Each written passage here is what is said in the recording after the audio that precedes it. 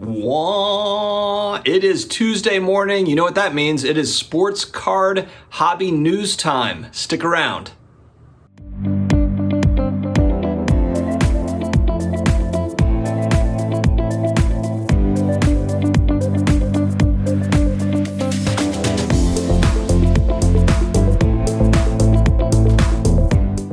Hello to all my sports card collector, investor, all of my collectibles friends. Guys, I put on the MTV 90s t-shirt.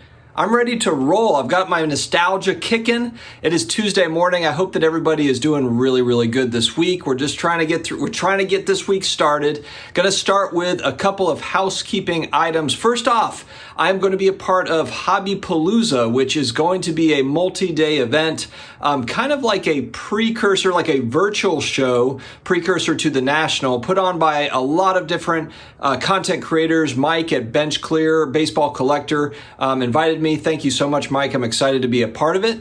And so that is going to be the weekend of July 10th. I believe I have a 1 hour slot during the, I think it might be, it's 2 or 3, 4 days. It's extensive. There's a lot of different hobby content creators. I'm excited to kind of collaborate with these guys and be a part of it. So definitely join me there for that. On Thursday on my channel, we'll have Off-Centered with Brad, the Comeback Card Investor, a show that I like to do about this much just because of how annoying Brad is, but it's a weekly show. We've committed to it, and I'm just going to kind of stick it out, even though frankly, I don't think he knows what he's doing. So anyway, all joking aside, I'm looking forward to hanging out with Brad on Thursday, so make sure to join us. It'll be Thursday night, 9 p.m. Eastern.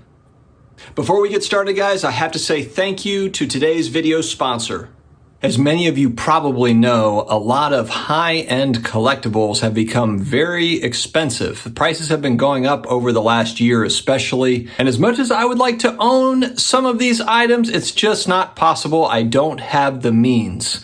What are we going to do? Well, the sponsor of this video comes in, Otis.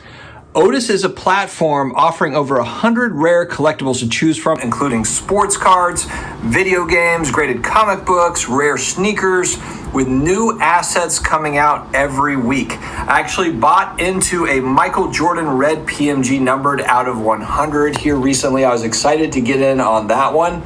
And I have my eye on a 2001 Tiger Woods SP Auto rookie card numbered out of 900 in a BGS 9.5. As I said, they've got new collectibles coming out every week. If you would like to check out Otis, sign up for free with the link in my video description and get your first share free when you fund your account. Terms apply. All right, with all that out of the way, let's talk about some PSA quickly. A PSA on PSA, if you will. If you haven't noticed, Nat Turner, the executive chairman, I believe is what he calls himself, of PSA, he's been making the rounds. The guy has been doing a lot of interviews lately, and there was one that I caught that was on the Ringer Sports Card Nonsense. I like those guys. They're funny. They had him on for an interview here recently. I believe it was 4 or 5 days ago if you want to check it out. But there was a couple of little nuggets that Nat had that I had not heard before. And granted, maybe this was something that Nat has talked about and I've just missed it.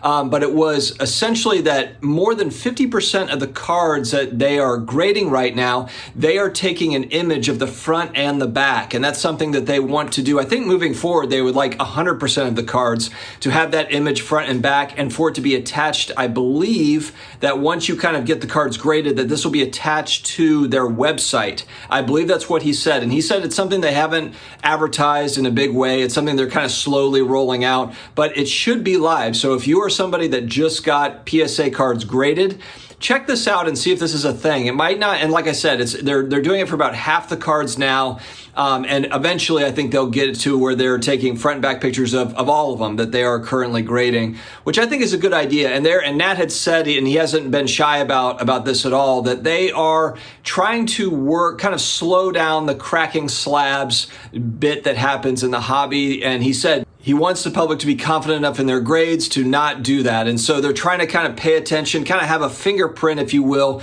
on the cards that are coming in to just kind of see if they can track like which cards are coming in so they're not regrading the same card 20 times, I think is the overall goal there. He did mention again that they do have the goal of July 1st, which is rapidly approaching here in a few days, of opening back up. Again, he didn't say that they would have, opening back up to all of the levels, but he did sound optimistic, though, about it being, I kind of got the feeling like, well, maybe it's just going to be a couple of levels. As I was watching this, I kind of got the feeling like it was going to be multiple options. Now, where the pricing is going to be, the turnaround times and all of that, that will remain to be seen. Nat did say that the priority is going to be on the backlog. And one thing that he did say is that, he said that once they get the backlog down to 1 to 2 million cards, that they don't see any reason why, he doesn't see any reason why they can't get back to a 2-3 month turnaround time for new submittals eventually. They're going to prioritize that backlog,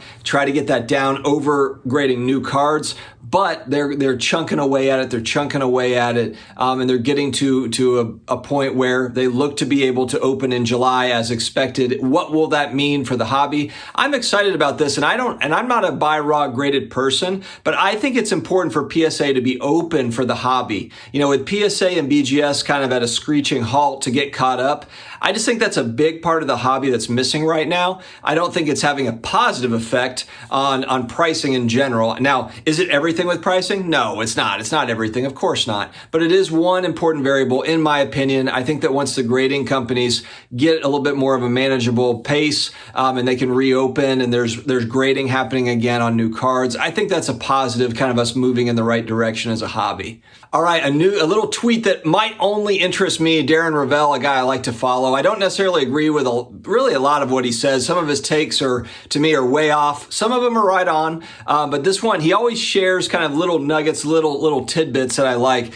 And one that he shared here recently is there was a ticket that was sold, and it was a ticket to the first game that Peyton Manning played in against the Miami Dolphins, signed by Peyton Manning, and it sold recently at auction for $7,995.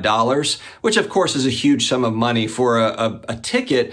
But I thought that was just like a really cool piece. If you're like a mega Peyton Manning fan, I could see that being like a really awesome piece to own. And so that was kind of a cool little thing that I haven't, the game tickets and like the concert tickets, I keep seeing more and more of that come up in the news for collectibles. I think that that's interesting stuff. I don't own any of it, but I think it's really interesting to follow. So I thought that was cool and wanted to share it. Sports Collectors Daily had a great article here recently about a lady, Sandy, who had bought an old storage unit 8 years ago. So we're going back to 2013. She bought it for, I believe it was $60. And the reason why she bought this particular storage unit is because she saw a box that said Bowman on it, and she recognized that as a baseball card brand.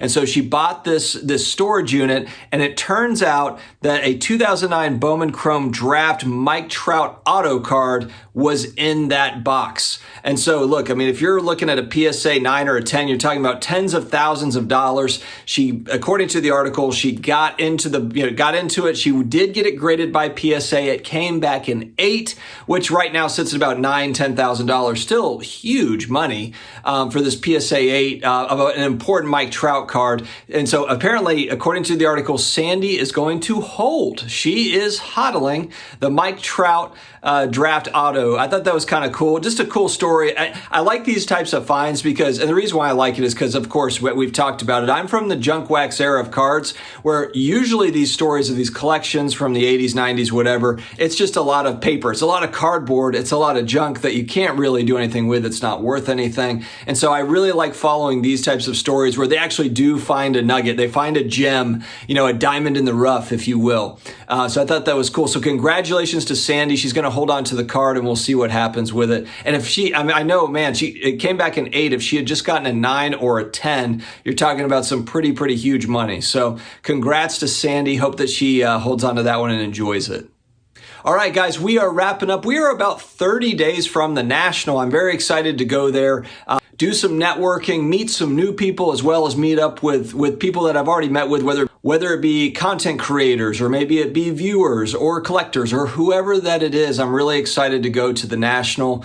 And I am going to do kind of a video over the next few days. I'm planning on it. Actually, one of my viewers, Troy, he gave me a good idea about doing a national prep, like kind of like, what are you planning to do? And I am going to do that. I'm going to look at kind of some different angles as to what my plans are for the national and document that and put out a video. So hopefully that's something that you guys want to see, and I'd like to kind of hear your thoughts too. Part of that is like, here's my plan. You guys can pick it apart and tell me where I could make some changes. I like to do that. So I'm going to put that out probably over the next few days. I'm putting that together now, kind of the getting ready for the national video and kind of where I think I'm going to spend my money, my plan, my focus. I'm going to try to have a narrow focus and not buy a bunch of starting lineups or, comic books or something, get off track. I hope you guys enjoy that one. Lastly, I want to end on a positive note. I do that. That's kind of the shtick. That's kind of the theme of my channel in general. And I've noticed lately that there's been, just a lot of kind of the other stuff that's come out. And so I want to put out there, no matter what, I think that this is kind of the most important thing is enjoy your life. We only have one shot at this. I do this just for perspective. Part of the reason why I put this into the video too, it's for myself to remember. Because sometimes I'll get hung up on something small, something little in life that in the grand scheme of things is kind of irrelevant. It's really, really irrelevant. Do what you love. Find a passion that you enjoy, whether it's sports cards, collectibles, or anything that you really enjoy. And, really, really probe that, really get into that and focus on it and build off of that. Because I think that, and this is going to be kind of a general kind of obvious thing, but finding happiness is incredibly important, and it is harder than one might think. It's easy to say like, oh, find your happiness. Some people, they don't, it takes a while to kind of find it. For myself, it took a while to get, to find this hobby, to get back into this.